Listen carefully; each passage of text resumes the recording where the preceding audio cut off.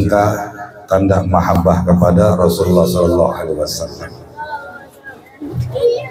Ibu-ibu dan bapak-bapak sekalian, rahimakumullah. Hadirnya kita pada malam ini adalah sebagai wujud rasa cinta kita kepada Rasulullah Sallallahu Alaihi Wasallam. Betul apa enggak? Karena cinta sama Rasul apa bukan, Bu? Bu, cinta gak sama Rasul? Apa cinta gak sama Rasul, Pak? Hadirkan di dalam hati, tanamkan di dalam hati hadirnya kita ke majelis ini, yaitu karena cinta kepada Rasulullah Sallallahu Alaihi Wasallam. Pernah sewaktu Rasulullah masih hidup, ada seseorang datang kepada Rasul. Dia berkata kepada Rasul, "Ya Rasulullah, tuba liman ro'aka wa amanati." Wahai Rasulullah, sungguh berbahagia orang yang berjumpa dan bertemu dengan engkau lalu beriman kepada engkau. Dijawab oleh Nabi, "Ya, berbahagia orang yang bertemu dengan aku dan beriman kepadaku." Lalu Nabi berkata, "Summa tuba." Summa tuba, tuba sampai 3 kali Nabi katakan. Summa tuba, kemudian berbahagialah. Tuba, berbahagialah. Berbahagialah orang yang belum pernah bertemu aku, kata Nabi, tapi aman Nabi, dia beriman kepadaku. Kita belum pernah lihat Nabi, kita belum pernah bertemu Nabi, mimpinya pun tidak pernah, tapi kita bisa iman, bisa percaya kepada Nabi, bisa ikut pada Nabi. Ini orang yang paling berbahagia, kata Nabi. Lebih hebat dari para sahabat, lebih hebat daripada orang-orang yang bertemu Nabi. Ketahuan mereka bertemu lalu iman pada Nabi. Kita nggak ketemu, kita nggak lihat Nabi, jumpa Nabi juga kagak, tapi kita mau beriman kepada Nabi, maka jaminannya adalah surga, kata Nabi.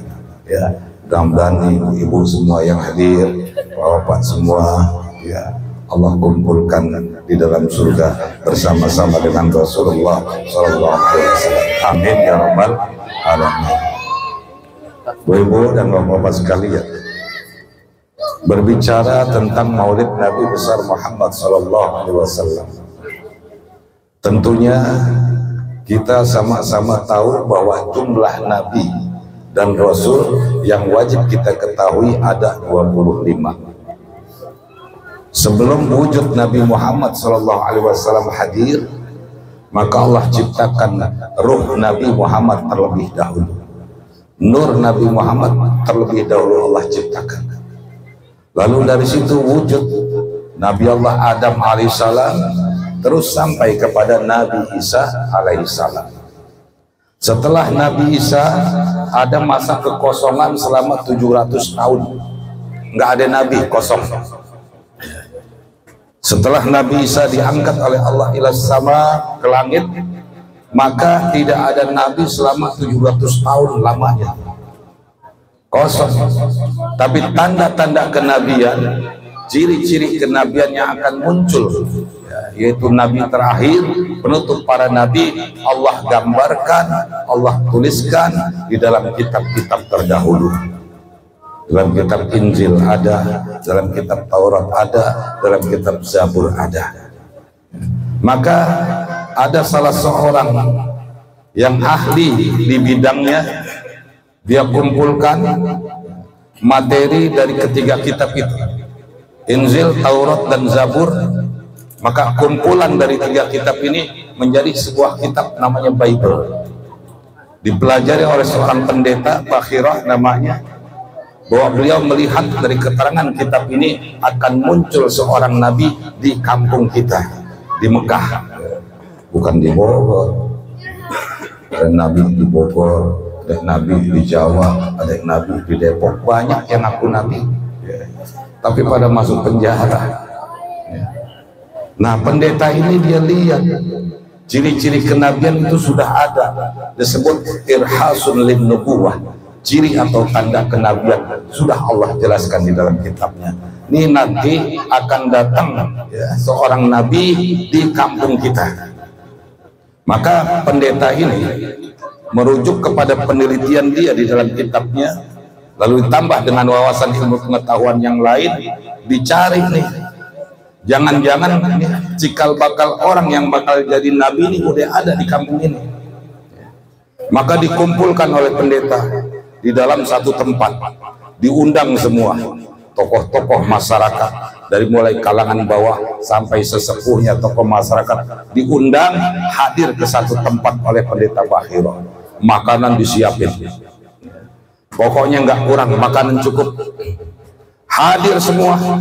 Cuma kebanyakan yang hadir para pedagang dan orang yang tua-tua, yang mudanya nggak kelihatan.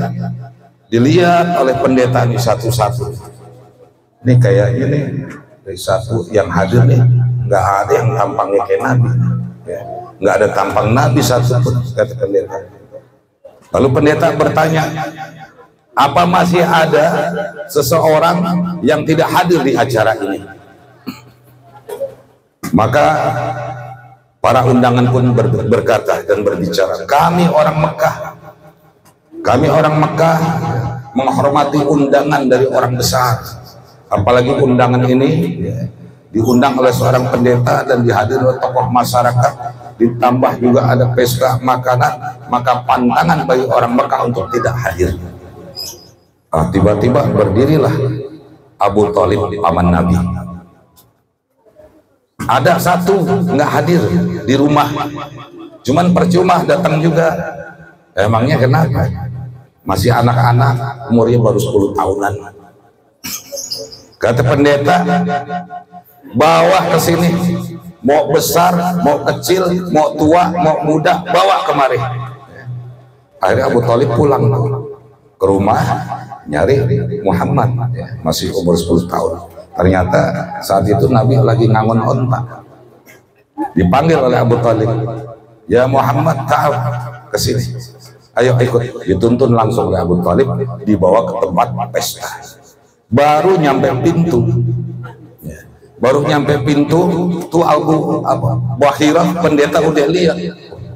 Ini jangan-jangan ini, kelihatan irhas nubuahnya tuh udah kelihatan dari jauh. Belum dekat, bicara juga belum. Akhirnya didekati oleh Bahirah, oleh pendeta tadi. Itu Nabi, diusap kepalanya, dibuka pundaknya, ternyata ada khotamun nubuwah, ciri tanda kenabian. Di situ pendeta bersumpah, wallahi hadza huwan nabi, demi Allah ini nabi kita, wallahi demi Allah ini nabi kita. Dipeluk, diusap oleh pendeta. Jadi Nabi saat itu usia 10 tahun, udah kelihatan ciri-ciri kenabiannya. Ada khotamun nubuwah di belakang, cap kenabian, stempel. Jadi nggak bisa dibohongin. Nabi nggak bisa diserupain sama setan. Setan dalam impian nyerupai Nabi Muhammad angus, nggak sanggup. Kenapa? Karena saking mulianya akhlak Nabi, saking bagusnya akhlak Nabi, saking indahnya akhlak Nabi. Dan akhlak Nabi sulit kalau kita ceritain. Kenapa? Nggak habis. Karena Siti Aisyah pernah mengatakan karena hulukuhul Quran, akhlak Nabi Muhammad itu Quran. Kita baca Quran, belajar Quran, seumur hidup nggak habis, nggak kelar, sampai kita mati nggak kelar kita belajar Quran. Itu akhlak Nabi. Nah terus seiring dengan perjalanan hidupnya, Nabi Muhammad berkembang, bertambah usianya, naik usia 10, 11, 12, sampai pada usia 25 tahun Nabi Muhammad ini belum jadi nabi, masih belum, bertemu dengan seorang wanita perempuan yang kaya raya namanya Khadijah. Kalau orang Jawa bilang Siti Khadijah. Siti itu singkatan, artinya Sayyidatina. Sama orang Jawa itu, Mas juga singkatan. Mas itu Maulana Syarif. Jadi istilah-istilah Jawa itu singkatan-singkatan. Ibunya Nabi Aminah dibilang Siti Aminah, artinya Sayyidatina Aminah. Nah akhirnya Nabi kerjasama dengan Khadijah memimpin khalifah perdagangan menuju negeri Syam. Jadi udah pintar dagang tuh Nabi.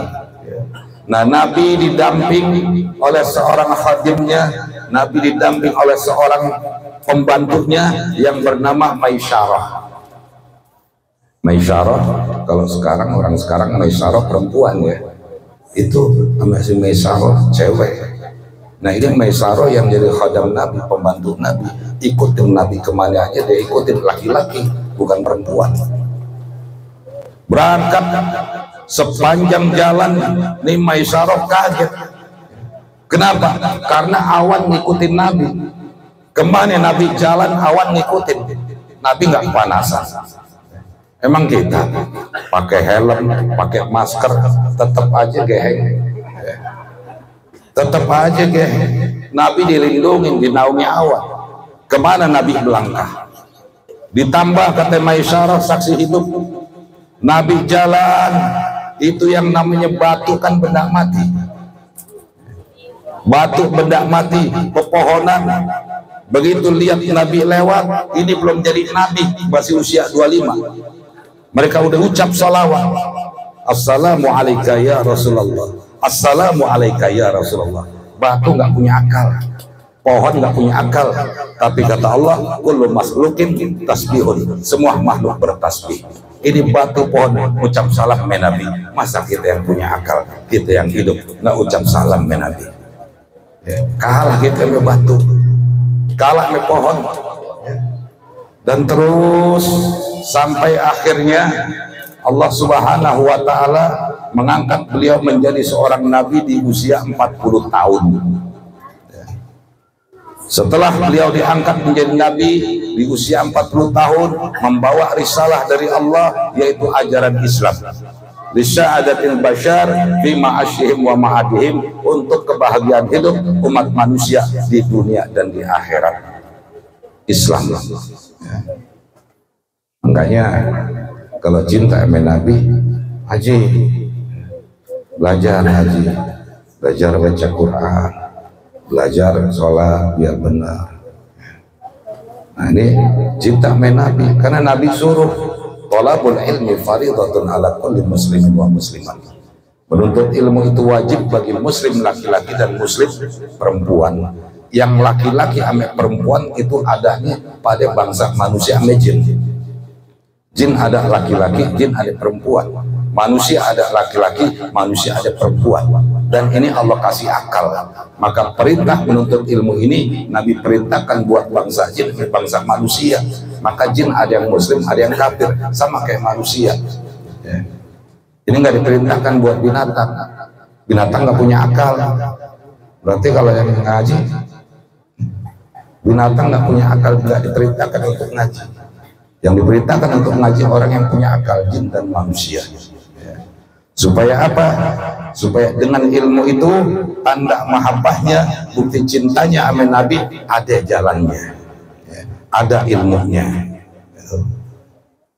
Nah pada akhirnya para bapak, para ibu sekalian, setelah beliau berdakwah, dua metode, dakwatul jahran dan dakwatul syirat. Pertama Nabi dakwah sembunyi-sembunyi, sampai akhirnya dakwah terang-terangan. Kenapa? Karena Nabi Muhammad adalah sosok manusia yang paling banyak dibenci orang. Nabi Muhammad adalah sosok manusia yang paling banyak difitnah orang. Nabi Muhammad adalah sosok manusia yang paling banyak ujiannya. Kita nggak ada apa-apanya. Rasulullah SAW pernah satu masa beliau dibicarakan ke sana kemari oleh seseorang matanya buta. Ini orang matanya buta, tapi dia benci sama Nabi bukan main. Muak melihat Nabi. Kalau ada orang sebut nama Muhammad, dia benci, dia muak. Dia ceritakan, jangan deketin Muhammad, dia tukang sihir. Jangan deketin Muhammad, dia tukang tipu. Kemana-mana dia jelekkan Nabi. Kemana-mana dia bicarakan Nabi supaya orang jangan ada yang dekat dengan Nabi. Ini namanya ta'wiqu anil iman. Sama kayak Abu Jahal menghalang-halangi orang untuk beriman kepada Nabi. Tapi orang buta ini, dia tinggal di Madinah, di ujung pasar dia tinggal. Dia ngemis di situ. Meskipun dia menghina Nabi, mencaci maki Nabi, menganggap Nabi tukang sihir, menganggap Nabi tukang santet, tiap pagi Nabi datang, Nabi temuin, Nabi suapin. Tiap pagi Nabi kasih makan, Nabi suapin dia makan. Dia nggak tahu kalau itu Muhammad. Sebelum ini dia suapin ke mulutnya Nabi, halusin dulu tuh makanan, baru dia suapin ke Nabi. Terus tiap pagi Nabi lakukan. Sampai satu ketika Rasulullah Shallallahu Alaihi Wasallam setelah wafat berapa hari ini dia nggak ada yang suapin. Akhirnya digantikan, datang sahabat Abu Bakar. Sahabat Abu Bakar datang bawa makanan tapi nggak disuapin. Kata orang buta tadi, ente siapa? Aneh yang biasa kasih makan ente. Bukan, kata orang buta. Yang biasa kasih makan aneh, aneh disuapin. Makanan kasar juga dibikin halus baru aneh disuapin. Ente bukan. Akhirnya Abu Bakar ngaku, iya, saya Abu Bakar. Saya adalah sahabat orang yang telah menyuapin kamu tiap pagi. Ya, itu ya, sesungguhnya orang yang menyuapin kamu tiap pagi adalah Muhammad Rasulullah Shallallahu Alaihi Wasallam. Dia sudah tidak bisa menyuapi kamu lagi. Dia tidak bisa memberi makan kamu lagi karena dia sudah wafat. Kaget orang buta ini ya. Sampai dia nangis, dia menyesal. Ternyata orang yang dia benci, orang yang dia hina, orang yang dia gibahin, ternyata tiap pagi ngasih makan. Itulah akhlak Rasulullah SAW. Maka saat itu juga orang buta, ini orang Yahudi ini, di hadapan sahabat Abu Bakar, dia mengucapkan 2 kalimat syahadat. Dia bersyahadat, bersaksi, beriman kepada Allah dan beriman kepada Nabi Muhammad SAW. Akhlak Nabi terhadap musuhnya diakui. Kemudian lagi para hadirin sekalian, para ibu sekalian, kita mungkin kenal siapa tokoh, termasuk tokoh yang paling benci dari ujung rambut sampai ujung kaki Nabi, benci sama Nabi, Abu Jahal. Ya. Abu artinya bapak, Jahal artinya bodoh. Jadi Abu Jahal bapak yang bodoh. Itu bukan namanya, julukannya. Nama aslinya Amr bin Hisam. Beliau nih Abu Jahal nih, kalau di kalangannya dipanggilnya Abul Hakam, bapak yang bijaksana. Dia sesepuhnya orang Quraisy. Abu Jahal orang yang paling benci sama Nabi dari ujung kaki sampai rambut. Satu masa bertemu dengan kawannya pada saat mau perang Badar. Ini kawannya Abu Jahal bilang, dia bertanya kepada Abu Jahal, ya Abul Hakam, wahai Abul Hakam, saya mau tanya, Muhammadun Nabiun al-Kadzab, apakah Muhammad itu seorang nabi ataukah dia seorang pendusta? Maka Abu Jahal marah Abu Jahal ketika seseorang bertanya, apakah Muhammad itu seorang nabi atau dia pendusta? Apa kata Abu Jahal? Ma bin antakula Muhammadan kadzab. Awas, jangan sekali-kali kamu bilang Muhammad itu pendusta. Itu Abu Jahal. Ma min antakula Muhammadun kadzab. Jangan sekali-kali kamu bilang Muhammad itu pendusta. Uskut, diam. Maka orang ini bingung. Abu Jahal kan benci Nabi Muhammad dari ubun-ubun sampai kaki, tapi begitu ditanya marah, dia nggak terima. Sampai orang ini bertanya lagi, ya Abul Hakam, kalau Muhammad itu dia bukan pendusta, kalau Muhammad itu dia seorang nabi, lima naqtuluh, kenapa kita ini mau bunuh dia? Kita mau bunuh dia? Maka Abu Jahal, ini ente ya, maksa banget nanyanya ngotot banget sampai nusuk ke hati. Ente mau tahu kenapa kita mau bunuh dia? Coba ente lihat dari zaman kakeknya Nabi Ibrahim alaihissalam, itu udah megang Baitullah, turun terus ke Hashim, Abdi Mana, Abdullah, Abdul Muttalib. Yang menemukan air Zam-Zam itu datuknya Muhammad. Yang megang kunci Baitullah itu datuknya Muhammad. Wa ana abdi Syam, dan kita orang Syam, kita dapat apa? Semua dikuasai sama keluarganya. Dan terakhir kemungkinan Muhammad yang akan menguasai. Kita dapat apa di sini? Apa yang bisa kita kelola? Apa yang kita dapat? Dari sini kita lihat bahwa Abu Jahal ini benci kepada Nabi Muhammad bukan karena akidah. Dia mengakui Muhammad tidak pernah dusta. Hatinya mengakui Muhammad itu nabi, cuman dia pengen kekuasaan di Mekah. Ya, itu semua turun temurun dari mulai Nabi Ibrahim turun ke datuknya Nabi terus. Ya, kita dapat apa? Tuh, orang kalau udah hasut kayak begitu. Ta'wiqu anil iman, dalam tafsir Jalalain disebutkan bahwa Abu Jahal ini kerjanya ialah ta'wiqu anil iman, menghalang-halangi orang untuk beriman kepada Nabi, menghalang-halangi orang untuk dekat dan menuntut kepada Nabi. Ini pekerjaan Abu Jahal. Para bapak, para ibu sekalian, begitu mulianya akhlak Nabi sehingga musuh-musuhnya dari yang kasar, musuh-musuhnya dari kalangan atas sampai kalangan bawah mengakui akhlak Nabi kita, mengakui kemuliaan Nabi kita, Nabi besar Muhammad SAW. Maka untuk ukuran kemuliaan itu, kata ulama, kalau seseorang dimuliakan oleh musuhnya, itu orang hebat. Itu orang hebat. Orang yang utama itu orang yang mempunyai keutamaan. Orang yang mulia itu orang yang diakui oleh musuhnya. Kalau musuhnya aja ngakuin, apalagi sahabatnya. Itu ukurannya, kata ulama. Nah, ini Nabi kita, Nabi Muhammad SAW, yang kita peringati maulidnya pada malam ini, di mana Nabi janjikan dalam hadisnya, man ahya sunnati faqad ahabbani wa man ahabbani kana ma'i fil jannah. Barang siapa yang cinta kepadaku, maka dia akan menghidupkan sunnahku. Barang siapa yang menghidupkan sunnahku, cinta kepadaku, maka dia akan tinggal bersamaku di dalam surga. Jadi diharapkan dari datang sampai pulang nanti, ini rasa cinta dengan Nabi jangan hilang. Maulid karena Nabi, kita hadir karena Nabi, maka insya Allah Nabi katakan kita akan tinggal di dalam surga bersama-sama dengan Nabi Muhammad SAW. Itu cinta Nabi.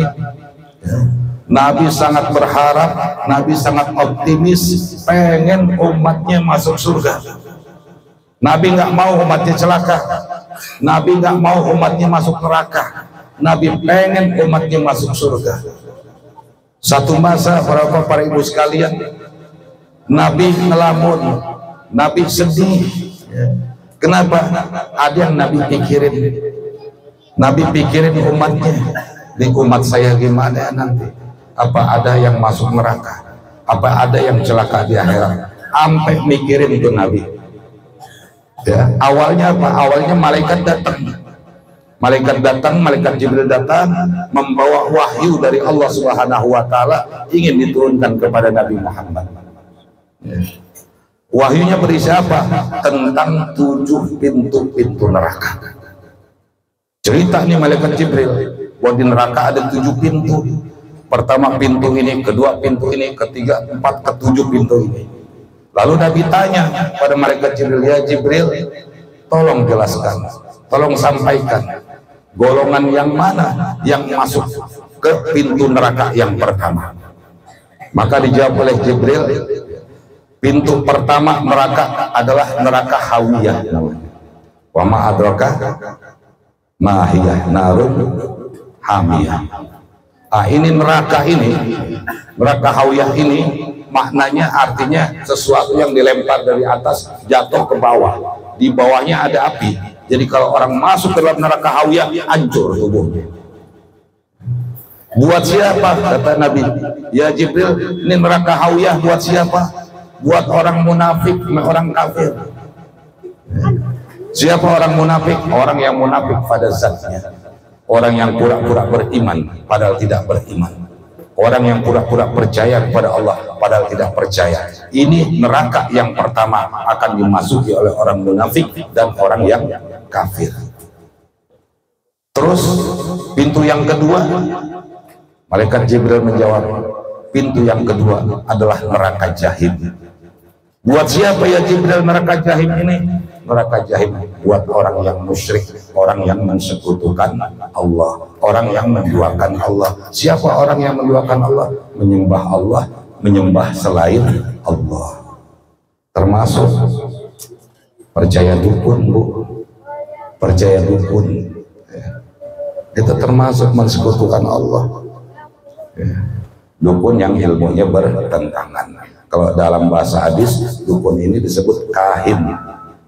Kata Nabi, man ata kahinan wa yusaddiquhu lam yaqbalu asyarq wal adal. Siapa orang yang datang ke dukun lalu dia percaya, maka tidak diterima sholatnya 40 tahun, sholat wajib dan sholat sunnahnya. Ya. Datang ke dukun percaya, kita kan yang penting syariat. Syariatnya salah, syariatnya salah. Orang sekarang sulit bedain dukun sama kiai. Dukun juga pakai gamis, dukun juga pakai udang-udang. Kita lihat di TV itu, pakai gamis, udang-udang, pakai serban, sorbannya panjang sampai ke bawah, nangkap setan, masukin ke botol. Ya. Masa kerjaan kiai kayak begitu, nangkapin setan dimasukin ke botol. Ya. Jadi pakaiannya udah sama aja. Ya. Jadi dari pakaian kita sulit membedakan mana orang alim, mana dukun. Bersama. Jadi orang yang masuk ke dalam neraka jahim adalah orang yang musyrik. Nabi nunduk, Nabi diam, hatinya was-was. Nabi nangis, ya Allah, apa ada nanti umatku masuk ke dalam salah satu pintu neraka? Diam-diam Nabi netesin air mata, khawatir, takut umatnya ada yang masuk ke salah satu pintu. Lalu Jibril, saya mau tanya lagi, pintu berikutnya siapa yang masukin? Pintu berikutnya adalah neraka Syakor. Buat siapa neraka Syakor ya Jibril? Neraka Syakor buat orang penyembah api dan sejenisnya. Nabi diam lagi. Nah, saya mau tanya lagi Jibril. Neraka yang keempat, neraka yang kelima dan yang keenam buat siapa? Oh, neraka yang kelima namanya neraka Hutomah. Neraka yang keenam namanya neraka Syair. Neraka Hutomah buat orang Yahudi. Neraka Syair buat orang kafir. Nah, yang ketujuh saya mau tanya, nih, Nabi was-was banget, Nabi khawatir banget, ini kan umatnya belum kesebut, masuk apa enggak belum kesebut. Yang ketujuh ya Jibril, saya mau tanya, siapa pintu neraka ini, siapa yang masuk? Maka Jibril juga agak berat mau jawab. Jibril diam, mau jawab nanti gimana, enggak dijawab. Nabi nanya terus, akhirnya dijawab oleh Jibril. Neraka yang ketujuh adalah neraka Jahannam. Neraka Jahannam itu udah dalam, di bawahnya ada lembah, ada sumur. Sumurnya itu kalau dalam kitab Irsyadul Ibad diceritakan, itu sumur isinya binatang berbisa, ada ular, ada kalajengking. Orang yang kagak sholat dimasukin ke situ. Buat siapa Jibril neraka Jahannam? Buat umatmu ya Rasulullah, buat umatmu yang mereka berbuat dosa besar lalu meninggal belum sempat bertaubat. Nabi pingsan. Nabi pingsan para hadirin sekalian. Nggak kuat Nabi dengarnya, nggak sanggup Nabi dengarnya. Kenapa? Karena saking cinta sama umatnya, nggak mau umatnya masuk neraka. Nabi pingsan. Setelah sadar Nabi tanya lagi, ya Jibril, sambil air mata Nabi ngalir, ya Jibril, saya mau tanya coba sekali lagi, siapa yang masuk ke dalam neraka Jahannam? Apa benar neraka Jahannam ini akan dimasukkan oleh umatku, mereka yang berdosa besar dan meninggal belum sempat bertobat? Maka Jibril menganggukkan kepalanya. Di situ Nabi nggak tahan, Nabi nangis, ya, nggak berhenti. Setelah turun wahyu ini, Nabi nggak suka keluar rumah. Nabi lebih banyak di dalam kamar, keluar kalau sholat berjamaah. Selebihnya Nabi pulang lagi ke rumah, mikirin umatnya. Nabi cinta sama umatnya. Nabi nggak mau umatnya celaka masuk ke dalam neraka. Nabi pikirin. Sampai Nabi ngelamun, menangis. Fala'allaka bahi'un nafsaka ala athariha illam yu'minu bihadzal hadis. Kata Allah Subhanahu wa taala dalam surah Al-Kahfi, fala'allaka bahi'un nafsaka. Bisa jadi Nabi Muhammad, fala'allaka, bisa jadi engkau bahi'un nafsaka, akan menjerumuskan dirimu, akan membinasakan dirimu dalam kesedihan. Larut dalam kesedihan Nabi, terjerumus dalam kesedihan. Bisa jadi engkau binasakan dirimu karena kesedihan, lantaran mereka tidak beriman kepada engkau, lantaran mereka berpaling kepada engkau, lantaran mereka tidak percaya dengan ajaran yang engkau bawa. Fala'allaka bahi'un nafsaka. Ini ayat punya dua makna. Kata la'ala ini di dalam ilmu nahu punya dua arti. La'ala ini bisa maknanya tamanni, la'ala maknanya bisa taroji. Taroji artinya mengharap-harap sesuatu yang mungkin terjadi. Kalau bahasa kita mudah-mudahan. Fala'allaka, ya. Kalau begitu engkau, ya. Jadi Nabi mudah-mudahan berharap ini umat pada beriman, umat pada ikut amin Nabi, umat enggak ingkar pada Nabi. Fala'ala, Allah pakai kata la'ala ditaroji, mengharap sesuatu yang mungkin. Maka ketika dengar Jibril bicara seperti itu, Nabi pingsan, Nabi nangis.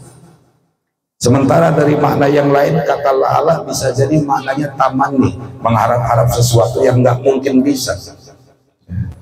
Sawa'un alaihim anzartahum am lam tunzirhum la yu'minun. Sama saja mereka, kamu beri peringatan atau tidak kamu beri peringatan, mereka tidak akan beriman, karena Allah sudah tentukan di alam azali bahwa mereka tidak akan beriman. Jadi satu sisi Nabi sedih dengan ayat ini, di sisi yang lain Allah kuatkan Nabi, jangan putus asa, jangan sedih.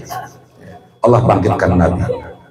La'allaka bahi'un nafsaka, hampir-hampir barangkali Nabi Muhammad itu akan membinasakan dirinya, larut dalam kesedihan, karena mereka orang-orang Mekah nggak mau beriman sama Nabi.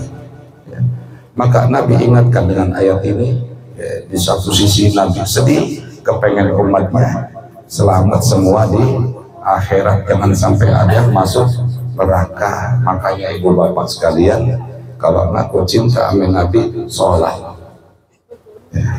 Ngaku cinta sama Nabi, sholat. Ngaku cinta sama Nabi, sholawat. Ini salah satu kunci cara untuk mendapatkan cintanya Nabi Muhammad SAW. Kita nggak bener aja ditangisin sama Nabi, kita masuk neraka ditangisin sama Nabi, apalagi kita bisa ikutin Nabi sedikit-sedikit, ya kita bertobat dari kesalahan masa lalu kita perbaiki diri kita mulai jalanin ibadah, fa insya Allah diharapkan cinta kita oleh Nabi, dirindukan kita oleh Nabi. Amin ya rabbal alamin. Yo pas sekalian rahimakumullah, barangkali ini yang dapat saya sampaikan biar nggak terlalu malam ya, nggak terlalu malam. Mudah-mudahan sekali lagi hadirnya kita di acara Maulid Nabi ini, ya, baik para panitia penyelenggara atau para bapak para ibu yang telah membantu dengan materi atau makanan, ya, sehingga acara ini terselenggara, juga yang hadir dan yang ngisi acara ini, mudah-mudahan semuanya sama-sama dikumpulkan oleh Allah dengan Nabi Muhammad SAW. Amin ya rabbal alamin. Al-Fatihah. Alhamdulillahirabbil alamin. Ar-Rahman. Iyyaka na'budu wa iyyaka nasta'in. Ihdinas siratal mustaqim. Ghairil maghdubi 'alaihim waladdallin. Ini matanya dia, Ustaz. Doa umum aja, tutup doa. Bismillahirrahmanirrahim. Kita sama-sama membacakan doa. Acara ini alhamdulillah berjalan dengan tertib dan lancar. Mari kita sama-sama berdoa.